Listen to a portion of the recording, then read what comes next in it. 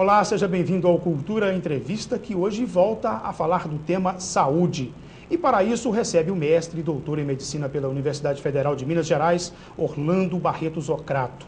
Ele vem ao programa falar especificamente sobre a tireoide. Doutor Orlando, obrigado pela presença aqui na TV Cultura. Eu que gostaria de agradecer o convite, na sua pessoa e na TV Cultura por estar vindo aqui falar de um tema tão importante, tão prevalente quanto as doenças da tireoide. Eu disse aqui que o senhor é mestre e doutor em medicina pelo UFMG, e eu vejo aqui no currículo que está presente principalmente no ambiente acadêmico, nas faculdades de medicina, onde o senhor atua. Eu sou professor titular de Cirurgia e Anatomia do Instituto Metropolitano de Ensino Superior, que é aqui em Ipatinga, e professor adjunto de Cirurgia da Escola de Medicina da Universidade Federal de Ouro Preto. Também atua como cirurgião de cabeça e pescoço. Isso, é a minha formação, Eu sou cirurgião geral, exerço hoje a cirurgia de cabeça e pescoço e sou titular da Sociedade Brasileira de Cirurgia de Cabeça e Pescoço. Para que possamos entender bem sobre esse assunto que o senhor vem trazer aqui para os nossos telespectadores, que é a função da tireoide, no nosso organismo. A tireoide é essa glândula que nós temos aqui no pescoço, não é isso? Isso mesmo. O que ela faz no organismo? Essa glândula, ela é responsável por regular o metabolismo do nosso corpo. Então ela produz os hormônios, que é o T3 e o T4, que vão agir de uma maneira mais simplificada, praticamente em todas as regiões do nosso corpo, regulando o funcionamento dessas outras células. E quando ela deixa de funcionar, deixa de cumprir a sua função corretamente? Existem dois tipos de doenças da tireoide, de uma maneira bem simplificada. Um grupo que é de alterações funcionais da glândula, ou ela funciona em excesso, produzindo uma quantidade aumentada de hormônios, ou ela produz uma quantidade menor de hormônios. É o que a gente chama de hipertiroidismo ou hipotiroidismo. E existe outro grupo de doenças que são aquelas que a gente chama, de um modo geral, como bócio, que era antigamente o papo, conhecido mais no interior como papo.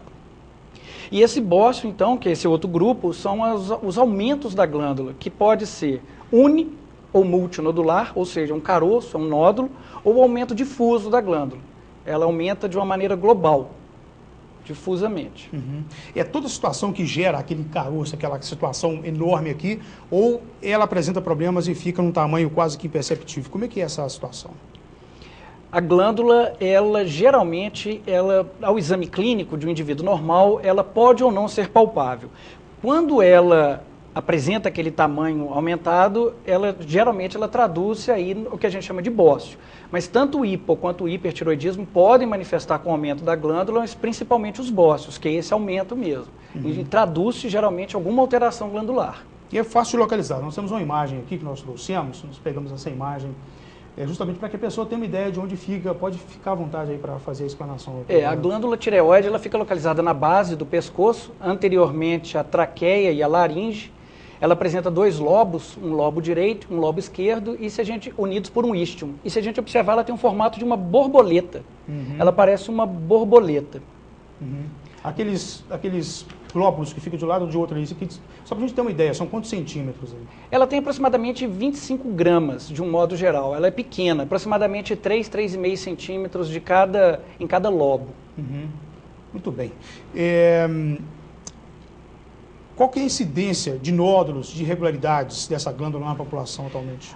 Estudos epidemiológicos populacionais do mundo inteiro mostram que, de um modo geral, em populações gerais, 4 a 7% da população do mundo apresenta nódulo tiroidiano palpável. Então, um nódulo que a gente identifica clinicamente, ao olho nu ou examinando, palpando. 4 a 7%. Desse percentual de 4 a 7%, se a gente analisar como do mundo inteiro, é um número assustador. São muitos indivíduos que apresentam os nódulos da tireoide. Há casos aí que chega a situação de virar um câncer, de virar um tumor maligno. Isso. O que a gente fica mais tranquilo com relação aos nódulos da tireoide é que a prevalência, apesar de ser muito aumentada dos nódulos da tireoide, a prevalência do câncer é relativamente baixa. Desse universo de pacientes com nódulos palpáveis, somente 5% deles representam, na verdade, os tumores malignos. O câncer de tireoide, ele é responsável, ele é dentro de um conjunto de cânceres que a gente tem no organismo, por acometer apenas 1 a 2%, ser responsável por apenas 1 ou 2% de todos os tumores malignos que a gente tem. Ok. Olha, nós vamos a um rápido intervalo, nós voltamos logo na sequência e aí nós vamos saber o seguinte: esses problemas da tireoide, a glândula aqui no pescoço, atinge mais homem, mais mulher, mais criança? Qual que é a situação da idade também, da faixa etária que é atingida pelo problema? Um minuto só para o intervalo.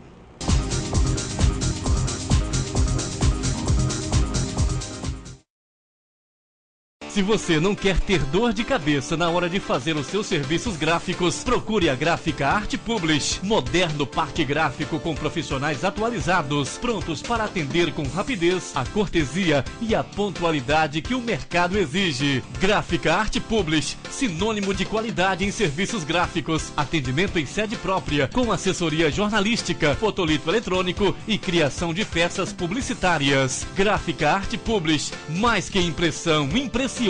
Art Publish, Avenida Londrina, número 400, bairro Veneza 2, Ipatinga. Telefone 3828-9020. artpublish@artpublish.com.br. Há quase 2 décadas, procurando promover soluções estratégicas no segmento de higiene e limpeza no Vale do Aço, a Cleanup busca cada vez mais a proximidade com seus clientes através da busca de ferramentas facilitadoras do processo de limpeza. Dispondo de um amplo mix de produtos, equipamentos e acessórios para limpeza, valorizamos e respeitamos sempre o bem-estar do usuário. Trabalhamos com produtos químicos devidamente registrados na Agência Nacional de Vigilância Sanitária Anvisa. Atuamos também na linha de descartáveis e de produtos para atender os segmentos alimentício, médico, odontológico e industrial. Tudo com qualidade e pontualidade na entrega por meio de frota própria. Cleanup, negócios verdadeiramente limpos. Avenida Guido Marrieri, número 190, Loja B, bairro Iguaçu. Telefone 3822-4547.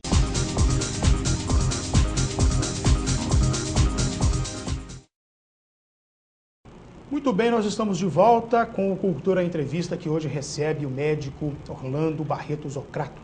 Ele é especialista na glândula tireoide. Doutor Zocrato, quais são os fatores de risco do câncer? Ou seja, quais são aqueles grupos que estão mais suscetíveis a apresentar problemas na glândula? Tá. Então, os fatores de risco, primeiro a gente tem que entender que são fatores relacionados a um aumento do risco de determinada doença. Na glândula tireoide existem alguns fatores que são já bem estabelecidos. E existem alguns grupos que estão mais susceptíveis a desenvolver esse tipo de tumor. Bom, ele é mais comum em mulheres entre 30 e 50 anos de idade. No entanto, um indivíduo do sexo masculino que tem mais de 50 anos e um nódulo da tireoide, ou uma mulher com mais de 60 anos, tem um risco aumentado daquele nódulo ser um nódulo maligno. Então, aquele nódulo que é benigno, ele não se transforma no nódulo maligno, ele já é maligno desde o princípio. Assim como em crianças, né, indivíduos jovens, menores de 15 anos, principalmente, também tem um risco aumentado de que aquele nódulo que ele apresenta seja, na verdade, um tumor maligno. Outro dado, além da idade, a faixa etária e o sexo, é a exposição à radiação, principalmente na infância. Foram feitos estudos após aquele desastre de Chernobyl e observou-se que a incidência de câncer de tireoide naquelas regiões que foram afetadas pela radiação de Chernobyl ocorreu um aumento significativo da incidência de câncer de tireoide, principalmente em crianças e indivíduos jovens. A mesma coisa em Hiroshima, também tem estudos na região, aumento da incidência. Outro fator associado é o fator genético. Existem alterações, mutações em determinados genes que se repetem na família e são responsáveis, então, por um aumento da incidência do câncer em determinadas famílias. Ok. O diagnóstico ou os sintomas, antes de falar do diagnóstico, o sintoma, como é que a pessoa percebe ou como que a doença se manifesta? Essa é uma pergunta muito interessante, principalmente para a população de um modo geral, porque às vezes fica esperando do câncer um sintoma. E o câncer de tireoide, ele não apresenta um sintoma específico. Ele vai manifestar praticamente, quase que exclusivamente, como um nódulo assintomático. Então é aquele indivíduo que apresenta um nódulo, que muitas vezes ele observa quando ele está no espelho, às vezes engolindo, ou um outro indivíduo percebe e faz com que ele procure o atendimento. Então praticamente é assintomático. O que a gente deve chamar a atenção é que naquele indivíduo que tem nódulo e apresenta uma rouquidão persistente ou que apresenta outros nódulos associados, que a gente chama de linfadenomegalia, são pequenos nódulos ao longo do pescoço, esse indivíduo tem um nódulo na tireoide que é mais suspeito de ser um câncer. Quer dizer, a natureza é muito perfeita. Toda vez que tem alguma coisa que não está no seu funcionamento correto, dá algum sinal, manifesta algum sinal de alguma forma. E é verdade que já é a quinta causa mais comum de cânceres? Exatamente. Dados agora, recentes, de 2013, do Instituto Nacional do Câncer, mostram que no Brasil, a estimativa esperada de tumores de tireoide para o ano de 2014 sejam de 8 mil novos casos. Nos Estados Unidos, em torno de 30 mil novos casos de câncer de tireoide. Então, ele, de um modo geral, ele é o tumor endócrino mais comum, porém, de todos os tumores, ele representa, está dentro de um universo que corresponde a aproximadamente 2% dos tumores de um modo geral. E dos tumores que ocorrem no Brasil, o dado mais importante epidemiológico recente é um aumento muito importante na incidência do tumor de tireoide. Ele era, até pouco tempo atrás, um tumor que nem aparecia dentro das estatísticas como um dos mais prevalentes. E hoje ele é o quinto mais comum nas mulheres, ficando atrás dos tumores não melanoma, tumores de pele não melanoma, ficando atrás do câncer de mama, colo de útero, cólon, intestino grosso e o pulmão. O quinto é o câncer de tireoide. Eu suponho que as pessoas que nos acompanham estão perguntando nesse momento, e a causa? O que tem provocado essa situação? Essa é uma pergunta ainda não respondida, mas está sendo muito investigada. Acredita-se que seja por um aumento do diagnóstico precoce, ou seja, os indivíduos estão mais susceptíveis a fazer exames. Eu vou fazer um exame de um ultrassom de mama, o ultrassonografista passa o transdutor no pescoço e identifica o nódulo. Então, o diagnóstico, o maior número de diagnósticos tem acarretado um aumento, na verdade, dos diagnósticos de cânceres. E um outro fator que está sendo estudado, não é provado ainda, seja um aumento no consumo de iodo na dieta. Então, o aumento do consumo pode estar relacionado a um aumento do câncer de tireoide, mas ainda não é provado. Eu já vi no supermercado, inclusive em algum lugar que eu passei, não estou lembrado onde agora, que tinha lá uma sacola de sal sem iodo. Né? Já tem essa preocupação então de se consumir sal? Não é por causa disso. Não. A nossa dieta, nós vivíamos num país, né, que era endêmico, ou seja, um país onde não existia endêmico para bócios, né, para papos, onde não existia o iodo. A gente vive numa região onde há uma carência de iodo da dieta. Então o nosso sal ele é iodado para suprir essa carência.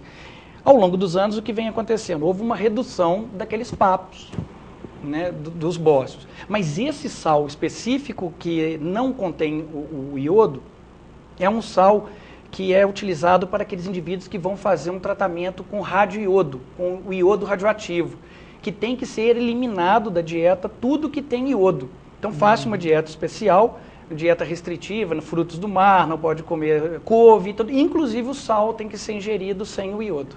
Bom, não poder comer couve nem camarão é uma situação complicada, hein? É uma dieta complicada. Orlando. E o tratamento? Falamos das causas, possíveis causas, do diagnóstico e o tratamento. Tá. O diagnóstico, ele é inicialmente clínico, você identifica o nódulo. Né? Ele é examinado, ele é palpado e você identifica o nódulo. O tumor ele tem algumas características que fazem com que a gente levante uma suspeita. O nódulo ele é mais endurecido, às vezes associado a linfadenomegalias, a rouquidão. Então, existem alguns dados clínicos. Aliado aos dados clínicos, a gente lança a mão da propedêutica, dos exames. Normalmente, o câncer de tireoide ele não interfere na função da glândula. Então, a glândula continua funcionando bem. No entanto, ele manifesta-se como um nódulo, que é identificado através de um exame de imagem, né, por meio de um exame de imagem. O melhor deles e mais inócuo é o ultrassom. Então, faça o ultrassom e identifica-se o nódulo. O outro exame que pode ser utilizado é a punção aspirativa com agulha fina, a PAF, desse nódulo, que é retirado, é colhido o material para se fazer um estudo citológico. O que tem que ficar claro é que isso não é biópsia. As pessoas confundem essa punção com biópsia. Isso não é biópsia. Não existe biópsia para a glândula tireoide. Então, tudo que a gente tem que se basear para se indicar um procedimento cirúrgico é baseado no feeling, né, que o exame clínico, que o ultrassom, que a punção dão para a gente em relação, né, do provável diagnóstico. O diagnóstico definitivo ele é histológico, ou seja, eu tenho que remover o nódulo e fazer o estudo né, da biópsia, que isso sim é a biópsia, mas isso já requer a cirurgia. Né? E com relação ao tratamento, o tratamento dos nódulos, aí depende. Se o nódulo ele é volumoso, causa compressão e desvio de traqueia, com dificuldade para engolir, para respirar, isso é uma indicação cirúrgica, para retirada dele, né, da glândula. Quando causa uma deformidade estética, também pode estar indicado. Quando há hiperfunção, hipertiroidismo, no caso do bócio multinodular, e principalmente nas suspeitas de câncer. O tratamento é a tireoidectomia, ou seja, a retirada da glândula, que pode ser parcial ou total. No entanto, devo enfatizar que no Brasil e no mundo, o principal tratamento ainda indicado é a tireoidectomia total, ou seja, a retirada inteira da glândula. Ok. Mas como que o organismo funcionaria a partir daí sem essa glândula? Ótimo, né? Nós não vivemos sem a glândula tireoide. Essa é uma ótima pergunta, né? Os pacientes fazem essa pergunta. Chega a ser uma proposta, né, de tratamento que a princípio assusta o paciente. Você vai, de uma hora em diante, você não vai ter mais a glândula tireoide. Porque nós falamos do metabolismo, nós estamos falando da digestão, tudo. Até a regulação da temperatura. Desde o crescimento do cabelo, da pele, do funcionamento cardíaco, tudo, do crescimento, tudo relacionado à glândula tireoide. Mas existem maneiras de se repor essa função. Então, faça a reposição hormonal. Todo dia o indivíduo toma um comprimido, né, do hormônio, né, que é a levotiroxina, a partir do momento que ele não tem mais a glândula. E para o resto da vida ele faz aquela reposição hormonal. Como é que é o acompanhamento do paciente no pós-operatório? Tá, o paciente que operou e o diagnóstico veio como uma doença benigna, esse basta fazer apenas a reposição hormonal. Então ele não precisa de nenhum outro cuidado especial, a não ser manter aquela dose do hormônio correta, né, e não demanda nenhum outro tipo de cuidado. No entanto, aquele paciente que tem o câncer, né, que teve o câncer, 30 a 40 dias após, ele deve ser submetido ao tratamento com iodo, o radioiodo. Existem estudos mais atuais, né, consensos atuais, que têm reduzido um pouco a indicação do iodo, têm restringido esse iodo a determinados grupos. Mas, de um modo geral, o paciente opera, faz o iodo radioativo, né, e depois ele faz o tratamento com a reposição hormonal. E a cada período, né, cada período de 3 meses, ele retorna no médico para fazer o acompanhamento com o exame de sangue e exame clínico. E as pessoas que nos acompanham podem perguntar nesse momento assim, quem que é o profissional que eu devo procurar para saber se isso aqui é um tumor, se isso aqui é um problema que eu preciso de um cuidado maior na minha garganta? Quem que é o profissional que cuida da tireoide? Existem 2 profissionais que são mais voltados para esse tipo de doença. Inicialmente, seria o endocrinologista. É aquele profissional que, de um modo geral, as pessoas conhecem, que tratam das glândulas. Então, o endocrinologista é um profissional que deve ser procurado. O outro já seria o cirurgião de cabeça e pescoço. Então, são os 2 que lidam com isso. O endocrinologista é aquele que faz o tratamento clínico, que faz normalmente aquele diagnóstico inicial, a abordagem inicial. O cirurgião de cabeça, ele trata, né, as doenças da tireoide, mas mais voltado ao procedimento cirúrgico. Então, quando o tratamento é cirúrgico, sempre vai cair para o cirurgião de cabeça e pescoço. Legal. Olha, vamos a mais um intervalo. E logo na sequência desse programa, nós vamos conversar com o Dr. Orlando sobre essa questão da cirurgia de cabeça. Você vai ver que é uma situação muito preocupante, demanda muito cuidado. É preciso sempre ter muito conhecimento sobre esse assunto. E ele vai lançar luz sobre algumas dúvidas acerca desse assunto aqui. Depois do intervalo.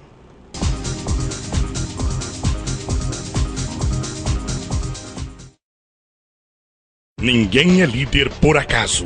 Ainda mais há 35 anos. Em todo esse tempo, o Diário do Aço se destacou com jornalismo inteligente, abrangente e detalhista para construir o diário mais lido da região, proporcionando mais conteúdo, informação e entretenimento para milhares de pessoas.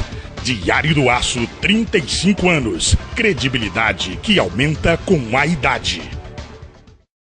O Salão e Buffet Garota de Ipanema tem um espaço amplo e confortável, com uma capacidade para 800 pessoas, com seu ambiente climatizado e com 3 saídas de emergência, de acordo com as exigências dos bombeiros. Possui palco, sonorização e iluminação de boate. E nosso espaço está disponível para casamentos, aniversários em geral, congressos e palestras, disponibilizando também cardápio variado e serviço completo de recepção. Salão e Buffet Garota de Ipanema. Venha de convidado na sua própria festa. Rua Tupinambás, número 30, bairro Iguaçu, Ipatinga. Telefone 3824-8803. Visite também o nosso site www.bifegi.com.br. Não apague o sorriso de quem cuida da nossa cidade. Nossos agentes ambientais pedem a sua colaboração. Descarte seringas, cacos de vidros, espetos de churrasco, pregos e latas de conservas com os devidos cuidados. Embale-os antes do descarte. A gente cuidando da nossa cidade sem acidentes. Coleta Segura, o seu jeito de cuidar dos agentes ambientais. Vital Engenharia Ambiental.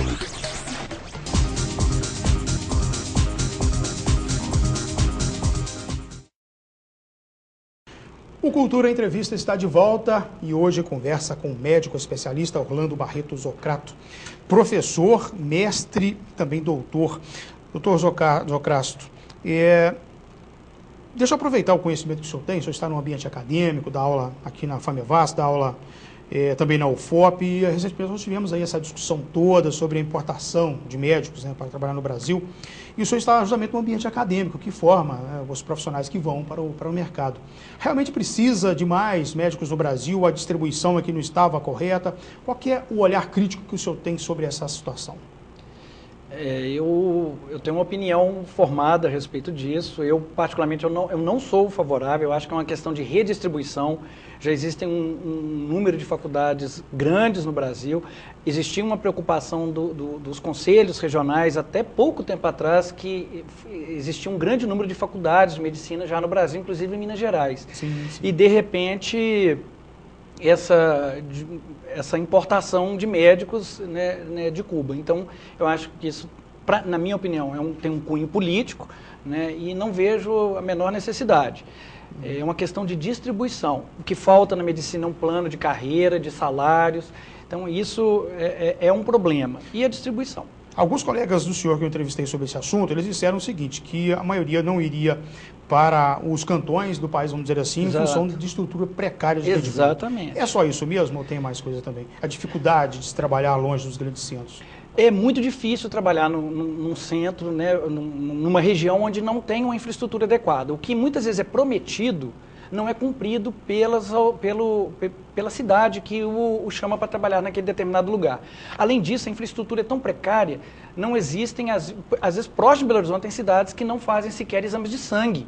Imagina no interior do Amazonas, no interior de Rondônia, do Acre.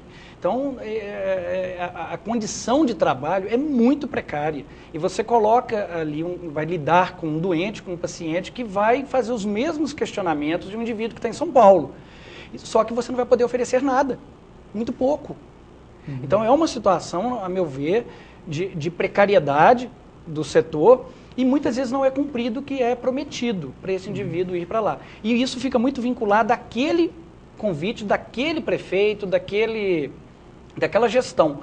Mudou essa gestão, ele não tem essa garantia. É o que falta do plano de carreira, de salário para a medicina. O que existe no judiciário e não existe na medicina, por exemplo. Quer dizer, isso não é uma situação para se resolver só com o debate político, não. É uma coisa técnica também, né? Passa para a questão técnica. Tá. Mercado de trabalho. O senhor está na sala de aula hoje formando médicos, mas é animador para quem nos acompanha, o pai que está lá, que tem que definir a carreira do filho, coisa e tal. Anima ser um profissional da medicina? Quais são os principais campos de atuação, vamos dizer assim? Olha, essa pergunta é difícil de responder, porque eu, quando fiz medicina, eu tinha 17 anos, entrei na faculdade com um sonho, com uma expectativa, né? E o que eu posso dizer é que profissionalmente eu sou realizado. Mas se você me perguntar do ponto de vista financeiro, se eu tive esse tipo de reconhecimento, eu acho que não, eu poderia estar melhor. Então eu acho que financeiramente eu não recomendaria para os alunos hoje fazer medicina por questão financeira. Mas se eles fizerem porque gostam, como eu fiz, eu escolhi porque eu gostava, eu acho que aí tudo bem, não tem problema nenhum. Mas fazer medicina pensando única e exclusivamente que você vai ganhar dinheiro é um erro. Hoje é um erro. Médico é melhor remunerado que jornalista, mas eu acho que nós estamos no mesmo lado da moeda, no mesmo lado da história. Aí, tá? Doutor Orlando, vamos falar um pouco da outra atividade do senhor, que é a cirurgia de cabeça, né? Qual que é a principal preocupação ou as principais intervenções que são necessárias hoje nesse campo de atuação, cirurgia na cabeça?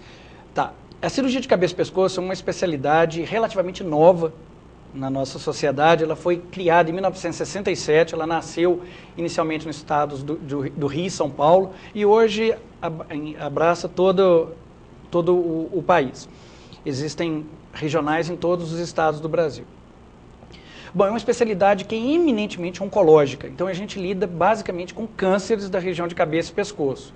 Doenças da tireoide, doenças das glândulas salivares, lesões de boca, tumores de pele. Então tudo que é cirúrgico da região de cabeça e pescoço, com exceção do que existe dentro do crânio, que fica na alçada do neurocirurgião. Então tirou a neurocirurgia, tudo fica por nossa conta. A exceção daquelas doenças específicas, do olho, que vai para o oftalmologista, doenças de acuidade auditiva, o indivíduo não escuta bem, o otorrinolaringologista, algum problema dentário específico, é o odontólogo, é o cirurgião dentista. No restante, a gente é um faz-tudo, vamos dizer assim, na área da cabeça e pescoço. Olha só, tem bastante tempo que o Ministério da Saúde decidiu tornar mais agressiva essa publicidade contra o cigarro, né? Começou a colocar aquelas imagens muito desagradáveis. Surtiu efeito aquilo ali, do ponto de vista de redução de infecções na garganta por causa do cigarro, do tabaco? Eu não tenho esse dado para te falar se houve uma redução com relação a especificamente essas campanhas. O que a gente observa é que o câncer de cabeça e pescoço ainda é muito prevalente, inclusive o câncer de boca. Ele é muito prevalente e o Brasil é um dos países onde tem a maior incidência de câncer de boca do mundo.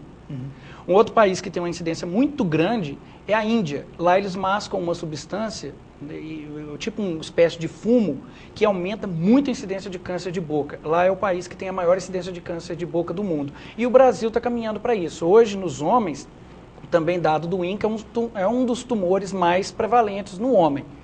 Se eu não me engano, ele é o 5º ou 6º mais prevalente, né, na população masculina, não na mulher. Ter alguma relação aí com o consumo do álcool, da bebida Exatamente, ele está diretamente relacionado ao consumo de tabaco, o álcool e fatores genéticos também. Hoje o câncer de boca, ele também é considerado uma doença genética, ou seja, indivíduos na família que tenham câncer de boca apresentam uma maior propensão a desenvolver o câncer de boca. E essas intervenções cirúrgicas são de grande complexidade, geram problemas estéticos? Como é que é o nível dessa intervenção? Podem gerar ou não. Isso vai depender da extensão do tumor, do que a gente chama do estadiamento tumoral. Se o tumor está no estágio inicial, as ressecções elas são menores, mais econômicas e às vezes não causam nenhum tipo de deformidade, nenhum tipo de mutilação.